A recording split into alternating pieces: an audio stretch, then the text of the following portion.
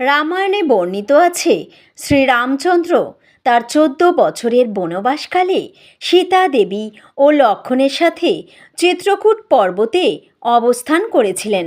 তখন দেবরাজ ইন্দ্রের পুত্র জয়ন্ত রামের ঐশ্বরিক শক্তি পরীক্ষা করার জন্য একটি কাকের রূপ ধারণ করেন। একদিন রামচন্দ্র সীতা দেবীর কোলে মাথা রেখে ঘুমাচ্ছিলেন।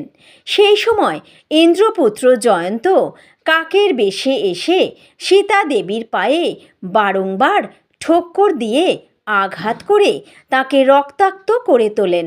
সীতা ব্যথায় কষ্ট পেলেও রামের ঘুমের ব্যাঘাত ঘটবে ভেবে নীরব থাকেন, কিন্তু ঝরে পড়া রক্তের স্পর্শে রামচন্দ্রের ঘুম ভেঙে যায় এবং সীতার এই অবস্থা দেখে তিনি অত্যন্ত ক্রুদ্ধ হন।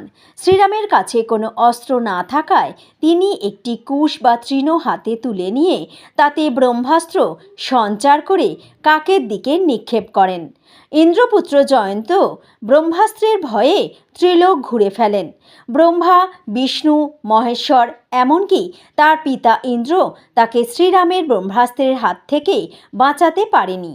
শেষে জয়ন্ত নিরুপায় হয়ে রামচন্দ্রের চরণ ধরে ক্ষমা ভিক্ষা চায়। রামচন্দ্র দয়াপরবশত হয়ে তাকে ক্ষমা করলেও ব্রহ্মাস্ত্র একবার নিক্ষিপ্ত হলে তা ব্যর্থ হয় না।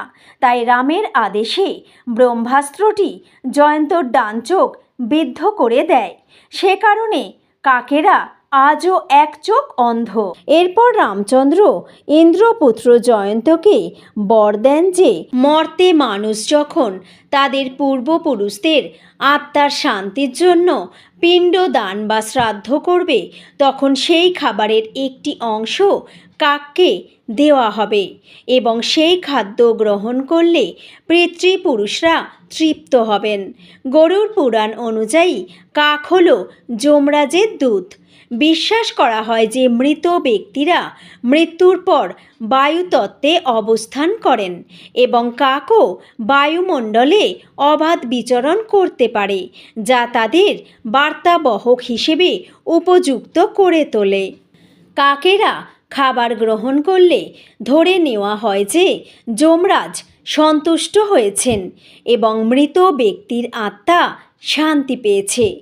বিশ্বাস করা হয় যে কাকের মাধ্যমে মৃত পূর্বপুরুষরা তাদের জীবিত বংশধরদের দেওয়া খাবার ও জল গ্রহণ করতে আসেন। শ্রাদ্ধের পিণ্ড বা নৈবেদ্য যদি কাক এসে খায়, তবে সেটিকে একটি শুভ লক্ষণ হিসেবে